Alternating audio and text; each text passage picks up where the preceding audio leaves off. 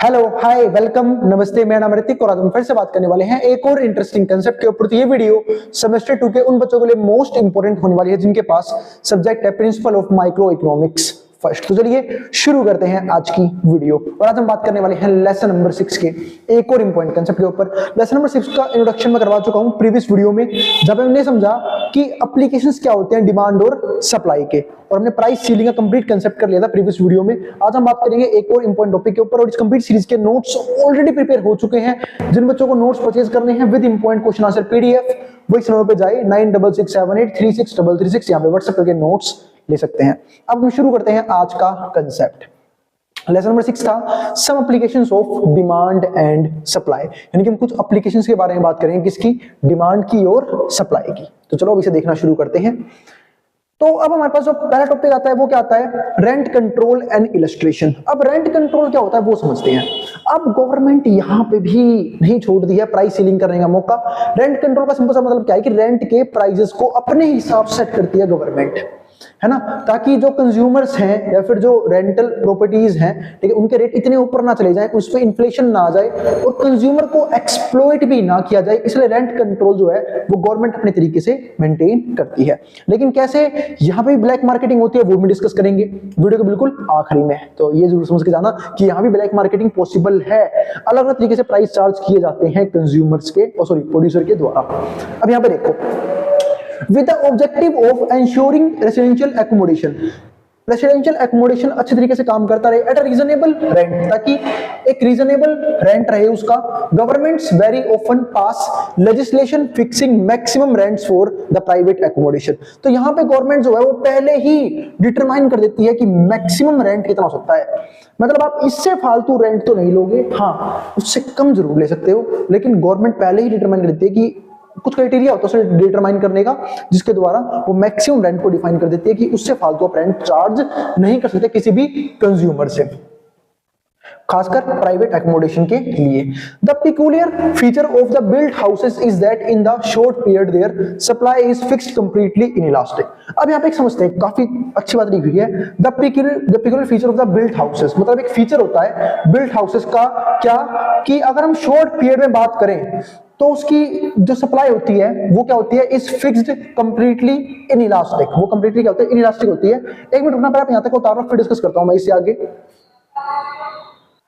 चलो आगे देखते हैं। हाँ, तो मैं कह रहा था कि जो भी सप्लाई है ना उसकी, किसकी, रेंटल प्रॉपर्टीज की, वो इनइलास्टिक होती है एक शॉर्ट टाइम पीरियड के अंदर, है ना। अब आप भी कह रहे हो सर बार बार कहां चले जाते हो भाई, गली में ना आजकल बहुत सारे वेंडर्स घूमते हैं, खासकर शाम का टाइम है, ठीक है, और आजकल ये लोग एक नया भोपू लाए घूमते हैं, तो मैं उस नॉइस को थोड़ा ठीक करने गया था, ठीक है। यहाँ पे देखते हैं, हाँ तो मैं क्या कह रहा था, fix completely inelastic since once rental houses are built the owners have no alternative but to let them out for whatever rent is available. तो यहाँ पे होता क्या है कि जो भी रेंट अवेलेबल होना, मतलब एक बार देखो, यहाँ पे अगर मैं समझाऊं तो एक बार जब घर बन जाता है तो सिंपल है, घर तो बन चुका है, अब उसकी सप्लाई जो है वो हो चुकी है इकोनॉमी के अंदर। अब जो भी रेंट उसे वहां पे मिलेगा, उस एक प्रोड्यूसर के पास कोई चारा नहीं होता उस रेंट को लेने के अलावा, क्योंकि अब सप्लाई हो चुकी है, अब कुछ नहीं सकता, पैसा लगाया जा चुका है घर बनाने में, जो भी मेंटेनेंस होती है उसकी वो सब कर दी गई है, पैसा लग चुका है। अब अगर वो पैसा बेशक बेचने पे कम भी आ रहा है, बेशक रेंट कम भी आ रहा है, लेकिन अब उसे वो चीज करनी पड़ती है। क्यों करनी पड़ती है, उसकी मजबूरी है, वरना क्या करेगा इतनी सारी प्रॉपर्टीज डेवलप करके। तो वो चीज यहाँ पे लिखी हुई है कि इसकी जो सप्लाई है ना वो कंप्लीटली क्या होती है, inelastic since once rental houses are built the owners have no alternative, क्योंकि ओनर्स के पास किसी प्रकार का अल्टरनेटिव नहीं है but to let them out for whatever rent is available. उसे वो चीज, जो भी रेंट अवेलेबल है ना उस टाइम मार्केट में, उससे उस रेंट पे उसे उस घर को देना होता है, क्योंकि वरना वो अपना पैसा रिकवर नहीं कर पाएगा। इतना पैसा खर्च हुआ है प्रॉपर्टीज लेने में, प्रॉपर्टी डेवलप करने में, उसकी मैनेजमेंट में, मेंटेनेंस में, ठीक है, वो सब कवर करने के लिए। अब क्योंकि गवर्नमेंट ने रेंट डिटरमाइन कर दिया है, तो अब आप यहाँ पे रेंट ज्यादा कर भी नहीं सकते। क्यों, क्योंकि गवर्नमेंट की रजिस्ट्रेशन है, गवर्नमेंट फाइन लगा देगी, बैन कर देगी। तो अलग तरीके जो है गवर्नमेंट यहाँ पे कर सकती है। वैसे हर एक चीज में कहीं ना कहीं लूप होल्स होते हैं, वो हम डिस्कस करेंगे बिल्कुल वीडियो के आखिरी में, कौन कौन से लूप होल है जिनको यूज करते हैं, ठीक है। ये जो रेंटल इनकम जनरेट करने वाले जो हमारे ओनर्स हैं, रेसिडेंशियल ओनर्स जो हैं या फिर अपार्टमेंट ओनर्स हैं, वो कैसे अलग तरीके से पैसा कमाते हैं, वो हम डिस्कस करेंगे अभी। अब यहां पे समझते हैं इस डायग्राम को। उससे पहले देखो यहाँ पे क्या बात लिखी है, in short run the effect of rent control which reduces market rent. अब जो इफेक्ट है ना रेंट कंट्रोल का, क्योंकि रेंट कंट्रोल कौन कर रहा है, गवर्नमेंट। गवर्नमेंट यहाँ पे करता है प्राइस सीलिंग, रेंट की वैल्यू कम कर देता है और मैक्सिमम रेंट पहले से डिटरमाइन कर देता है, जिससे फालतू रेंट कोई भी ओनर नहीं ले सकता।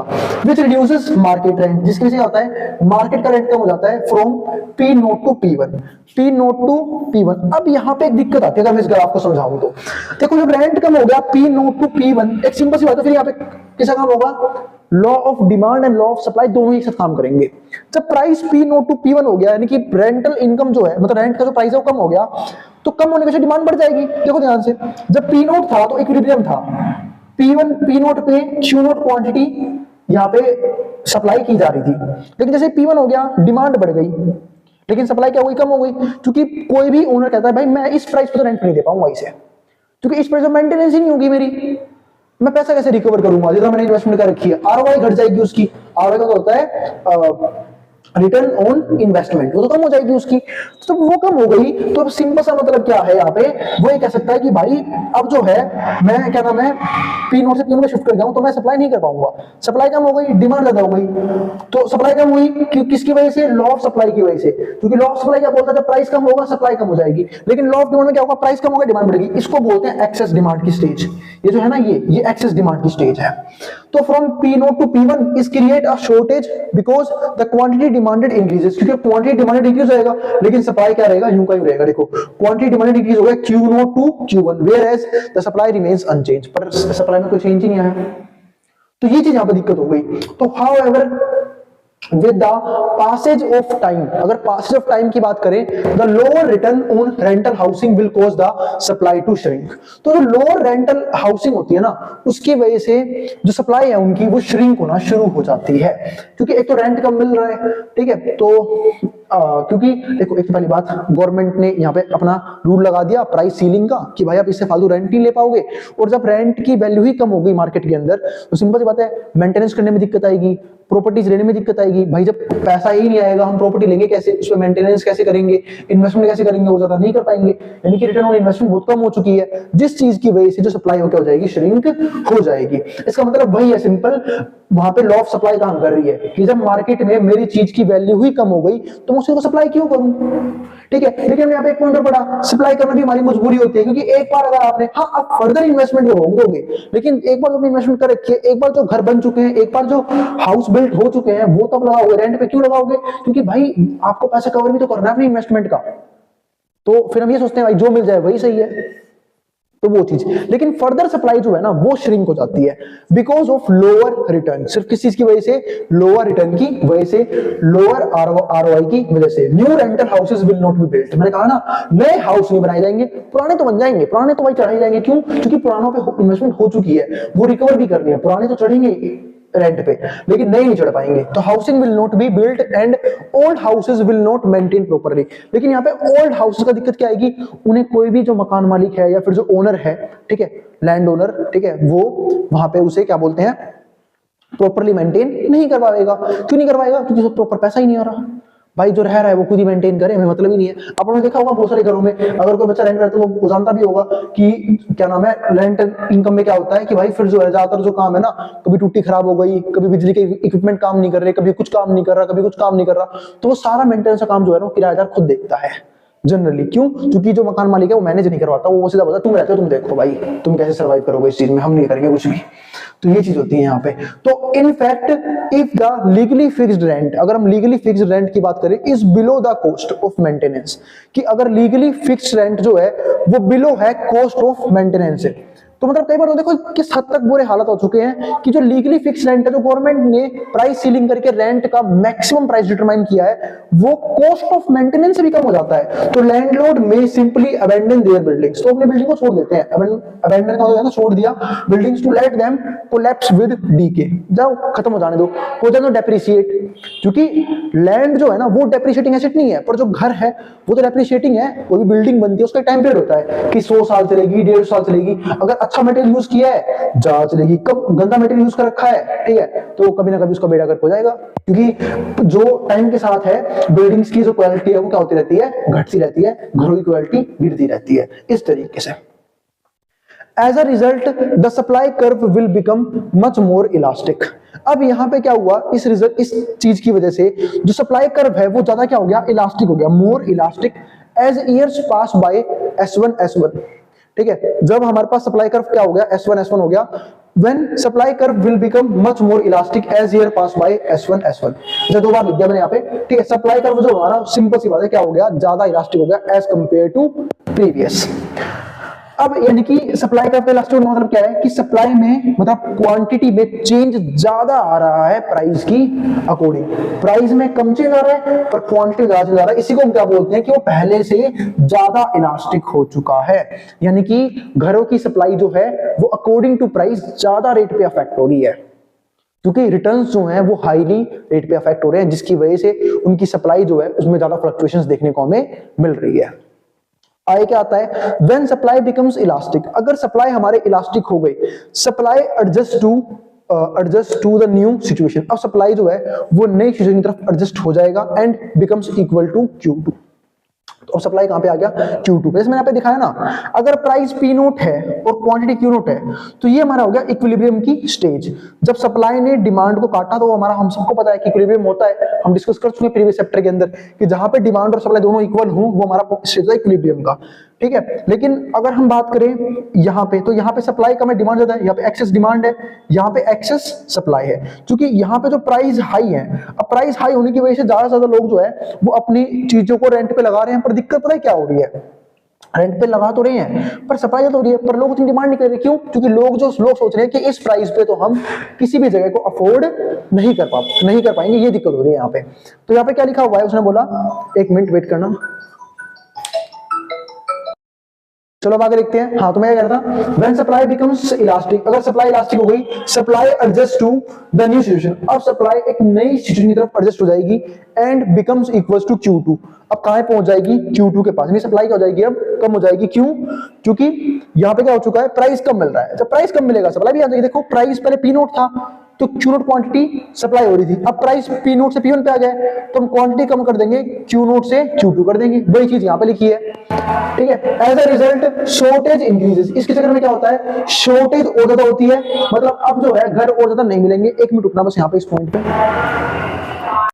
चलो अब आगे देखते हैं। हाँ, तो मैं यहाँ पे क्या कह रहा था कि शॉर्टेज बढ़ जाती है, सॉरी एक इंपॉर्टेंट फोन कॉल आ गया था। शॉर्टेज बढ़ने का मतलब यहाँ पे क्या है कि शॉर्टेज यहाँ पे इंक्रीज हो गई थी। शॉर्टेज क्यों इंक्रीज हो गई थी? क्योंकि देखो प्राइस जो है वो P1 पे आ गया, तो जो प्रोड्यूसर है या फिर जो लैंड ओनर्स हैं उन्हें क्या कर दी, सप्लाई कम कर दी, तो सप्लाई Q2 पे आ गई।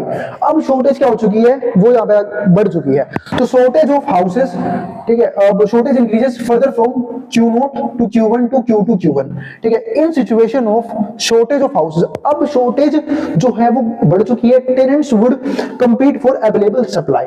अब जो लोग हैं वो दिक्कत क्या हो रही है, वो एक तरह से डिमांड कर रहे हैं घरों के, लेकिन उन्हें घर मिल नहीं रहा है। क्यों? क्योंकि प्रोड्यूसर सप्लाई नहीं करना चाहते। प्रोड्यूसर कह रहे हैं भाई हम जिस रेट पे गवर्नमेंट ने डिटरमाइन किया है या फिर जिस रेट से प्राइस गिरा है हमारे घरों का, रेंट की वैल्यू गिरी है, हम इस रेंट पे तो चीजों को नहीं दे पाएंगे, हम अपना घर किराए पे नहीं लगा पाएंगे। अब शॉर्टेज बढ़ चुके हैं। यहाँ पे देखो, यहाँ पे क्या है, एक्सेस डिमांड है पर शॉर्टेज क्या है, बहुत कम है कि भाई इस प्राइस लेवल पे तो तुम लोग डिमांड कर रहे हो इतनी फालतू, लेकिन हम तो भाई इतनी सप्लाई करना चाहते हैं, तो ये बीच का गैप कौन फिल करेगा, ठीक है। तो इसी वजह से क्या हो गया, यहाँ पे शॉर्टेज आ चुका है, इक्विलिब्रियम अचीव नहीं हो रहा, तो ये चीज हो गई। टेनेंट्स वुड कम्पीट, अब ये कम्पीट कर रहे हैं फॉर द अवेलेबल सप्लाई। अब होगा क्या, एक सिंपल सी बात है, थोड़ा ध्यान से सोचना, सप्लाई इतनी है, डिमांड इतने लोग कर रहे हैं, अब घर तो सबको चाहिए, और घर एक नेसेसरी चीजों में से एक है भाई, रोटी कपड़ा मकान, है ना। क्या बोलते हैं कि जो इंडिया में रोटी कपड़ा मकान अफोर्ड कर पा रहा है वो पर्सन जो है वो गरीब नहीं माना जाता। तो वही सेम चीज यहाँ पे है भाई, जब सप्लाई क्या हो रही है, सप्लाई यहाँ पे है, डिमांड यहाँ पे, तो बाकी लोग कहाँ जाएंगे, तो वो लोग कॉम्पीट कर रहे हैं आपस में। जब वो कॉम्पीट करेंगे तो डिमांड के एक्सेसिव होने की वजह से प्राइस फिर से ऊपर जाएगा, प्राइस ऊपर जाएगा और प्राइस फिर से क्या करेगा, अपना इक्विलिब्रियम अचीव करेगा, यानी कि अब जो है वो प्रोड्यूसर हायर प्राइस चार्ज करके एक इक्विलिब्रियम पे पहुंच जाएगा। तो वही सेम चीज है, compete for the available supply, तो जो भी सप्लाई अवेलेबल है उसके लिए कॉम्पीट करेंगे बाय ऑफरिंग हायर रेंट्स, क्या ऑफर करके? Higher rent. क्योंकि अब एक सिंपल सी बात हम सब जानते हैं कि जब चीजों की सप्लाई कम होती है और डिमांड बहुत ज्यादा होती है तो लोग जो है जब प्राइस ऊपर भागते हैं। क्यों? क्योंकि अब जो है वो प्रोड्यूसर के पास ऑप्शन है, इसी को तो बोलते हैं बार्गेनिंग पावर। बार्गेनिंग पावर का मतलब क्या होता है, मैं आपको भी ये डिफाइन कर देता हूं। जैसे मान लो कोई चीज है, वो कोई चीज लिमिटेड है, लेकिन मतलब सप्लाई लिमिटेड है, लेकिन डिमांड उसकी बहुत सारे लोग कर रहे हैं, तो जो मुझे हायर प्राइस पे करेगा, जो ज्यादा पैसे दे सकता है, मैं उसी को बेचूंगा। बाकी सस्ते में क्यों बेचूंगा जब मुझे पता है मेरे प्रोडक्ट की डिमांड बहुत ज्यादा है लेकिन मार्केट में सप्लाई नहीं कर रहा कोई। तो बस मैं जिस प्राइस बताऊं उस प्राइस से बेचूंगा। एक तरह से आप ये कह लो कि भाई उस टाइम पे जो प्रोड्यूसर्स है उनकी मोनोपोली बन चुकी है मार्केट में। तो इसको बोलते हैं कंज्यूमर बार्गेनिंग या फिर प्रोड्यूसर बार्गेनिंग, कि प्रोड्यूसर किस तरीके से हायर रेट लगाता है, लेकिन कंज्यूमर ही बार्गेनिंग करता है। पता है कब कंज्यूमर बार्गेनिंग करता है? इस वाली स्टेज पे, जब डिमांड इतनी सी हो और सप्लाई इतनी सारी हो, मतलब कमरे बहुत सारे हैं लेकिन लेने वाले लोग बहुत कम है। क्यों? क्योंकि वो कह रहे हैं हम इस प्राइस पे तुझे नहीं ले सकते। तो होगा क्या, अब जो सप्लायर है यानी कि जो कंज्यूमर है वो बार्गेनिंग पावर गेन करता है। कंज्यूमर क्या बोलेगा सप्लायर को कि जी रेट कम करोगे तो तुम आपका कमरा लेंगे। तो होगा क्या, अब सप्लायर के पास ऑप्शन ही नहीं है, क्योंकि एक्सेसिव डिमांड इतनी कम है, सप्लाई एक्सेसिव है। तो उसे पता है कि भाई जो प्राइस मिल रहा है वही अच्छा, कम से कम रेंट तो आए। तो बस यहाँ पे जो प्रेशर क्रिएट करते हैं वो करते हैं कंज्यूमर्स। तो कंज्यूमर प्रेशर क्रिएट करते हैं और प्राइस को नीचे लेके आते हैं। तो दोनों ही केस में प्राइस को आना ही होता है अपने इक्विलिब्रियम लेवल पे।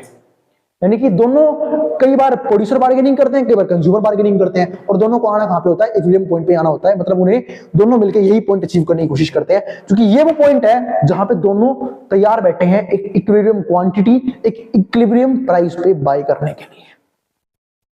अब मैं बता रहा था क्या कि लास्ट में कि किस तरीके से यहाँ पे ब्लैक मार्केटिंग होती है, कि गवर्नमेंट यहाँ पे रेंट फिक्स कर देती है, गवर्नमेंट ने प्राइस सीलिंग कर दी, लेकिन लोग जो है वो फिर भी अलग तरीके से कंज्यूमर से पैसे ऐंठने की कोशिश करते हैं। फॉर एग्जांपल जैसे कि एंट्रेंस फीस के नाम पे कई बार एंट्रेंस फीस लेते हैं। जैसे आप कई बार होटल में जाओगे, किसी बड़े होटल में जाओगे तो वहां पे एंट्रेंस फीस नाम का चार्ज होता है। एंट्रेंस फीस हो गई, या फिर एक चीज होती है पता है क्या बोलते हैं? सिक्योरिटी डिपॉजिट, कि भाई आप कोई भी नुकसान नहीं करोगे हमारे घर में, इस चीज के पहले एक सिक्योरिटी डिपॉजिट रख दो कि भाई पैसे वैसे लेके नहीं भागोगे, ठीक है। तो प्रॉपर जैसे कई बार रेंट एग्रीमेंट बनाना पड़ता है हमें, है ना, जब कोई बंदा किराए पे रहता है तो रेंट एग्रीमेंट बनाता है, ठीक है, ताकि वो पुलिस स्टेशन वगैरह में किसी भी ऐसे डॉक्यूमेंट वो प्रोवाइड कर सके, है ना। तो वो चीज होती है। तो यहाँ पे एक सिक्योरिटी डिपॉजिट नाम का भी कंसेप्ट आता है, जो वो लोग नए कंज्यूमर से लेते हैं, जो एक लैंड ओनर नए कंज्यूमर से लेता है कि भाई तू मेरी प्रॉपर्टी किसी तरीके से हार्म नहीं करेगा, इस चीज के लिए तेरे को इतना जो है अमाउंट डिपॉजिट करना पड़ेगा, बाद में तेरे को मिल जाएगा। इनकी एक लंप सम अमाउंट जो रेंट से काफी ज्यादा होता है, ठीक है, वो उसे जमा करवाना पड़ता है। कई बार 10 गुना भी होता है। जैसे सपोज करो